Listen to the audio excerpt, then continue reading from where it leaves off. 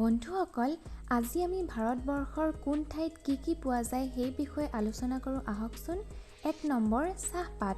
চাহপাত অসম, দাৰ্জিলিং, জলপাইগুৰি, নীলগিৰি, কেৰেলা, উত্তৰাখণ্ড, ডেৰাডুনত পোৱা যায়। ২ নম্বৰ কপাহ। কপাহ গুজৰাট, মধ্যপ্ৰদেশ, মহাৰাষ্ট্ৰ, কৰ্ণাটকত পোৱা যায়। ৩ নম্বৰ ৰবৰ। ৰবৰ কেৰেলা, মালৱাৰ উপকূলত পোৱা যায়। ৪ নম্বৰ চন্দন। চন্দন কৰ্ণাটক, গোদাবৰী উপত্যকাত পোৱা যায়।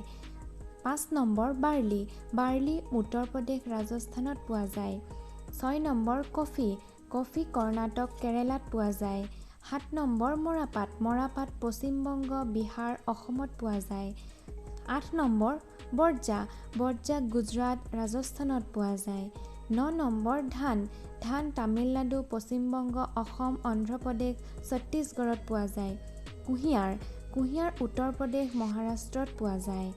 ১১ নম্বৰ ধপাত। ধপাত মহাৰাষ্ট্ৰ, তামিলনাডুত, ছত্তীশগড়ত পোৱা যায়। ১২ নম্বৰ ঘেঁহু।